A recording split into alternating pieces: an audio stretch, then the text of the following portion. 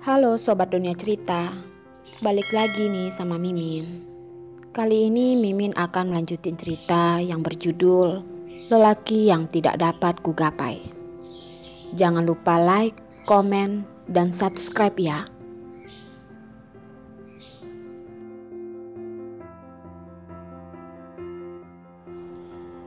Setelah kata-kata kasar Yos selesai, di sudut matanya melirik wanita yang tersandung di koridor. Dan ada sedikit intoleransi di matanya. Hendrik sudah berjalan cepat, menangkap seseorang yang tertekan. Hendrik, kamu sudah datang? Derek, kami tidak dapat menemukan Derek. Aku mencari di seluruh rumah sakit, tetapi aku masih tidak dapat menemukannya. Apa yang harus aku lakukan? Apa yang harus dilakukan sekarang ini? Ketika wajah wanita yang manis itu berubah, ketika dia melihat Hendrik, dia meledak akan harapan menemukan Derek dan meraih tangannya. Hendrik kaget melihat mata Yos, ragu sejenak, tetapi otaknya memberanikan diri untuk bertanya. Kamu? Yos mencibir. Sirkuit otak si bodoh benar-benar sama. Ia menginginkan anak. Ada 10.000 cara untuk membiarkan keduanya menyerah secara otomatis, alih-alih mengandalkan ini. Bukan dirinya, tapi Jen. Darlin melihat ke arah Yos sambil menyandarkan bahunya di badan Hendrik. Adegan ini membuat mata Yos sakit. Mata sipit Yos melintasi cahaya gelap dan dengan cepat menunjukkan bahwa ia sedang marah. Bukan Jen, dia berkata dengan terbata-bata. Matanya menatap tajam pada Darlin. Benar saja, Darlin memakai benar-benar seperti seolah-olah alasan Yos tidak diterima oleh dirinya. Yos mengambil beberapa langkah ke depan, meraih bahu Darlin dengan kedua tangan dan menarik dirinya dari lengan Hendrik. Darlin sedikit mundur tanpa sadar. Dia segera menambahkan gravitasi dan membuatnya mundur. Hendrik mengerutkan kening dan berkata, Yos, yakinlah bahwa Derek tidak ada masalah. Aku akan membawanya pulang sekarang. Kamu tunggu di sini. Suara tenang Yos sama sekali seperti biasanya. Tetapi saat ini dia sedang menunggu kekuatan stabil untuk menenangkan Darlin secara tidak sadar. Menatapnya dengan kuat, matanya jelas tercermin dalam kepanikannya. Mata Darlin yang menunjukkan kemarahan dan berkata, Yos, kamu berani jamin bahwa bukan Jen yang melakukan hal ini? Apakah kamu benar akan membawa Derek pulang? Ya, aku berani jamin. Tapi dia tidak berani jamin bahwa dirinya sendiri akan selamat. Lagi pula Leo dapat mengambil Derek atas bantuan keluarga Sen. Itu pasti karena Derek begitu penting baginya. Untuk kali ini dia akan menyiapkan persiapan yang matang. Darlin menahan keinginan untuk tersenyum, membuat dirinya nyaman dan tenang. Baik, aku percaya padamu kali ini, terakhir kalinya, hanya untuk terakhir kalinya. Baik, untuk terakhir kalinya. Yos berkedip, membungkuk dan meninggalkan ciuman di dahinya. Mata Hendrik melotot besar, jari-jarinya dikepalkan dan dia akan melambai padanya. Mata Yos berkedip-kedip dan tangannya yang reflektif membungkus tangannya. Dia tidak menatapnya, tetapi menatap Darlin dengan nada yang agak berat. Tunggu aku pulang. Darlin tidak tahu mengapa kalimat ini jelas merupakan kalimat yang sangat umum. Tetapi dia mendengar suara tersebut yang di dalamnya mengandung arti hidup dan mati. Sepertinya dia tidak akan membawa Derek kembali, tetapi untuk memasuki medan perang. tidak akan kembali sebelum mereka bertempur. Tiba-tiba ketika orang tersebut belum jalan begitu jauh, Darlin mulai merasa khawatir. Khawatir yang satu ini bukan karena Derek, tapi lebih karena orang yang membawa pulang Derek nantinya. Yos sudah berjalan jauh, punggung yang tinggi dan lurus, berjalan dengan elegan seperti sedang berjalan di jalur kaisar, dengan sangat elegan, dan itu sangat membuat Darlin bingung. Tangannya menggenggam erat lengan Hendrik. "Hendrik, apakah kamu tahu siapa yang disinggung Yos? Atau apakah dia punya saingan yang tidak sabar menunggu dirinya mati?" Hendrik ragu-ragu, melihat ke belakang. Dari frustasi yang digunakan Yos untuk musuh, dan wajahnya sedikit berubah. "Darlin, maksudmu?" "Aku tidak tahu. Aku tidak tahu apapun." Darlin menggosok kepalanya. Matanya hampir mulai mengeluarkan air mata. Dia berharap bahwa dia telah membuat kesalahan dalam menebak. Jika seseorang benar-benar menggunakan Derek untuk melawan Yos, dia takut bahwa itu semua sudah diatur. Dia tidak ingin melihatnya, tetapi Darlin tidak ingin membiarkan Yos mati seperti ini. Hendrik menenangkannya di tangannya dan berkata, "Tidak mungkin ada masalah. Kamu jangan khawatir. Pasti tidak akan ada masalah." Ketika Yos keluar dari pintu besar, mobil Joe sampai tepat waktu. "Yos, naik ke mobil." "Ada apa ini?" Yos membawa handset nirkabel kecil, dan setelah suara musik itu bergetar, ada keheningan. Joe melirik wajahnya. Tidak buruk. "Kami sudah survei dengan baik. Derek telah dibawa pergi. Leo memerintahkan orang untuk membawa Derek ke gudang di pinggiran kota. Sekarang harusnya tidak ada masalah. Leo sudah keluar dan sisa beberapa orang saja. Jika begitu, masih ada sedikit penghasilan. Mari bicarakan ini setelah kita pulang." Keluarga Sen. Ketika dia selesai menjelaskan tentang Leo, setelah ini yang akan dijelaskannya adalah keluarga Sen. Tiba-tiba Yos mendengar sesuatu seperti itu dan menggerakkan alisnya sebelum berkata, "Datangkan lebih banyak orang. Kali ini jangan sampai ada yang melarikan diri. Harus dipastikan bahwa orang-orang Lucky, mereka semua harus ditangkap." "Baik." Di gudang pinggiran kota, Leo mendengarkan berita dari rumah sakit dalam keadaan puas. Mengetahui bahwa Yos hampir ingin membalikan seluruh rumah sakit, dia hampir tertawa 3 kali. Anak kecil ini memang kelemahan Yos. "Aku akan memanggilmu untuk mendapatkan uang. Jika ada sesuatu untuk dilaporkan tepat waktu, manfaat dari dirimu akan sangat diperlukan." Rambut kuning kecil yang baru saja selesai menghisap sebatang rokok pun datang. "Kak Leo, kapan kita akan menemui Yos?" "Biarkan saja dia, jangan tergesa-gesa. Ada baiknya menyelesaikan sesuatu dalam gelap. Aku tidak percaya betapa hebatnya dia, dan tidak mungkin fungsi penglihatannya baik pada malam hari. Dia tahu keterampilan Yos dengan sangat baik. Ada begitu banyak orang yang melihat kerumunan, tetapi jika kamu melawan Yos, kamu mungkin tidak dapat dimanfaatkan. Sebaliknya, di malam hari, tanpa mata, keefektifan pertarungan sangat berkurang, dan taktik berkerumunan dapat membuatnya sedikit menderita.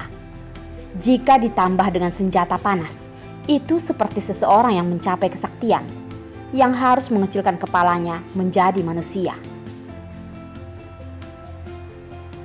Ngomong-ngomong, lelaki kecil di belakang itu terlihat sedikit, jika diamati seperti ini, maka kita akan kehilangan segalanya. Setidaknya dia harus hidup malam ini. Tiba-tiba dia teringat bahwa anak itu tampak sakit, dan Leo segera memesan untuk menjaganya dengan baik. Tenang Kak Leo, anak itu masih pusing, dan untuk saat ini dia belum siuman, dan tidak ada yang akan terjadi. Mereka semua 5 pria besar dan 3 berbadan kekar. Tidak bisakah mereka menangani anak kecil yang berumur di bawah 5 tahun itu? Dada Goldin membanting keras, tetapi Leo sedikit gelisah.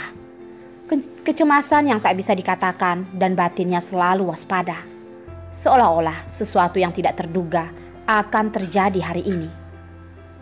Tetapi dialah yang telah memasang jaring TLT, dan dia memutuskan bahwa malam ini akan membuat Yos harus membayar mahal. Mengapa dia masih merasa gelisah? Leo memutar matanya dan berkata, "Awasi dan jaga saudara-saudaramu. Aku akan pergi dan melihat kelinci kecil itu." Baik. Derek menangis karena jauh dari ibu dan dibawa pergi oleh orang yang tak dikenal. Pada saat itu, ketika orang-orang itu masuk ke dalam mobil, mereka menutupi hidung dan mulut Derek dengan kain yang membuat si kecil pingsan. Pada saat ini, Derek baru saja bangun, memegang kakinya di tangannya dan berjongkok di sudut dengan wajah yang menyedihkan. Ada percakapan yang berlangsung di luar gudang itu, yang semuanya adalah kata-kata yang tidak dikenalnya. Gudang yang ditinggalkan itu hanya dia, dan tampaknya gudang itu kosong. Derek tidak hanya ingat dibawa pergi dengan adik perempuannya yang cantik itu. Walaupun umurnya masih sangat muda, dia sekarang tahu bahwa dia sedang diculik. Derek memikirkannya dan matanya yang besar itu pun penuh dengan kepanikan. Ibu, dia salah. Dia seharusnya tidak meninggalkan rumah sakit karena itu artinya dia tidak patuh. Dia seharusnya tidak keluar dari ruangan ketika ayah dan ibunya tidak ada. Dan saudari yang cantik itu, ia bahkan tidak tahu apa yang sedang terjadi. Dia sangat lapar dan merasakan kesakitan. Derek sama sekali tidak punya tenaga. Dan dia sangat merindukan ibunya. Dia merindukan ayah yang baru ditemuinya dan Paman Hendrik tentunya. Rindu, sangat rindu. Matanya memerah tanpa sadar dan air mata menyelinap di pipinya. Tetapi Derek tidak berani menangis dengan keras. Kalau dia diperhatikan oleh orang luar, dia hanya bisa mengecilkan kepalanya, mengubur kepalanya di sudut seperti burung unta kecil, dan berteriak tipis. Tiba-tiba, suara orang membuka pintu yang keras itu mengerutkan kening. Derek mendongak dengan panik dan melihat seorang lelaki berwajah garang mendekati dirinya. Karena tubuhnya yang kecil, dia bahkan lebih takut. Leo sepertinya tahu bahwa si kecil sudah bangun dan memberikan ekspresi terkejut sebelum dia berjalan ke arahnya dan tersenyum dengan enggan. "Sudah bangun ya? Apakah kamu lapar? Apakah kamu ingin paman memberimu sesuatu untuk dimakan?" "Tidak lapar." Derek menggeleng-gelengkan kepalanya, menunjukkan bahwa dia tidak lapar. Lengan kecil itu memeluk perutnya tanpa terlihat. Sepertinya dia tidak ingin lelaki itu memperhatikan bahwa perutnya berdegup kencang. Leo tertawa sinis. Ternyata anak ini mirip dengan Yos. Umurnya yang kecil tidak menentukan bahwa ia kecil.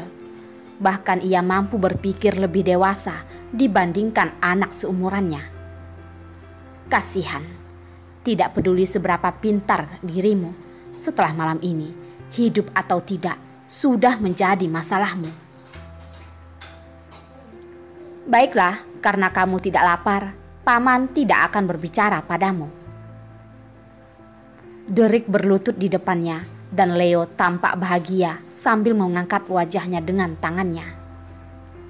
Ujung jari yang dingin memiliki kekuatan yang kuat, mencubit dagu Derek yang sakit. Dia mengeraskan rahang giginya dan tidak membiarkan dirinya menangis. Tetapi mata merahnya tidak diragukan lagi, telah mengeksposnya sepenuhnya. Leo pun berbisik, "Hei, mengapa kamu menangis?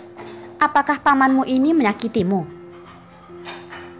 Derek menggelengkan kepalanya lagi dan berkata, "Tidak, Derek tidak sakit." "Ya, kamu memang lelaki kecil yang benar-benar hebat. Sayangnya, sangat disayangkan bahwa ini adalah anak Yos. Jika tidak, anak seperti itu akan tumbuh dan dia harus menjadi superior di masa depan." Leo tersenyum jahat dan bekas luka di wajahnya menjadi lebih menakutkan. Jarak yang sangat dekat dan tampaknya kapiler di atas wajahnya pun bisa terlihat jelas. Derek menggertakkan giginya untuk melawan perang dingin, dan binatang buas yang ketakutan menerobos kandang. "Kenapa? Apakah wajah paman terlihat bagus?" Leo bergerak mendekat. Derek melangkah mundur tanpa sadar. Sudut dingin di belakangnya memaksanya untuk mundur, dan suaranya sudah menangis. Tidak, sangat tampan." "Kalau begitu, bagaimana kalau paman juga membuat satu untukmu?" Tiba-tiba Leo tertawa. Derek akhirnya tidak tahan lagi. Tangisannya pun keluar. Air mata mengalir di wajahnya dan suara tangisannya terdengar. "Tidak mau, Derek tidak mau.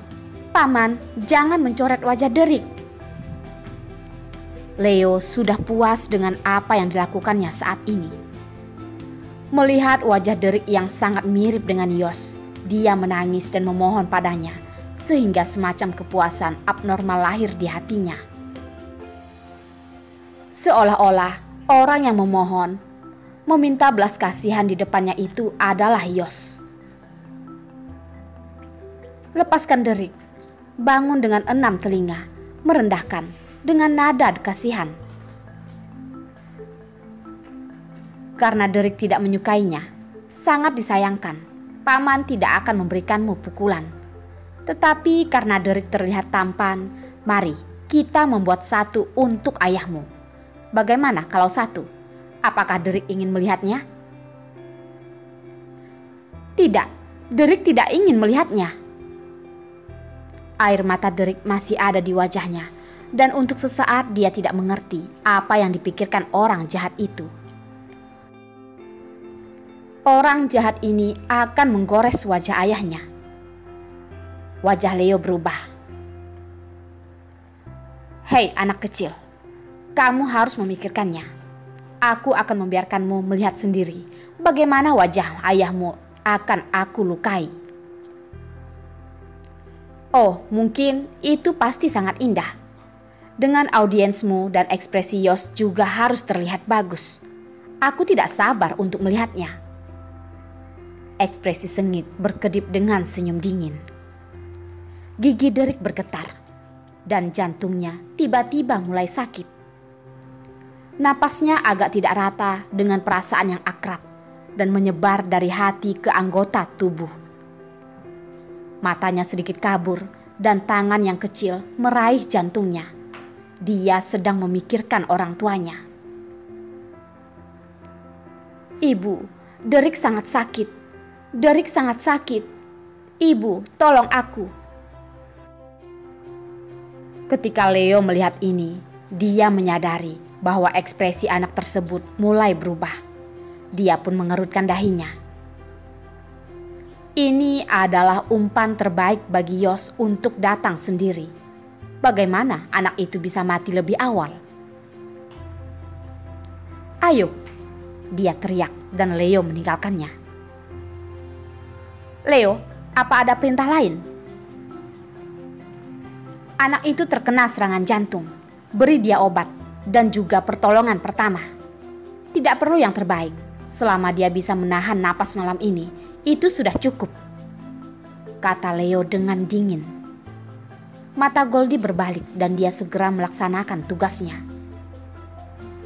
Leo menyipitkan matanya. Diam-diam. Tidak, anak itu belum sembuh dalam beberapa operasi sebelumnya dan tulangnya benar-benar hilang. Dia tidak tahu seberapa efektif obat efek khusus biasa ini. Daripada apa yang kita rencanakan, semua buyar karena keterlambatan kita. Tetapi, aku akan cepat menyelesaikan Yos. Setelah malam ini, selama malam ini, Leo merasa memiliki kehidupan baru. Memikirkan hal ini, Leo memerintahkan kepada beberapa orang pergi ke gudang untuk menelpon Yos. Pada saat yang sama, beberapa orang kepercayaan Yos datang dan dengan cepat mengikutinya dari belakang. Di luar, sekelompok orang yang ditinggalkan oleh Lucky saling melirik, lalu berpaling santai dan terus bercanda dengan satu sama lain, seolah-olah tidak ada yang terlihat.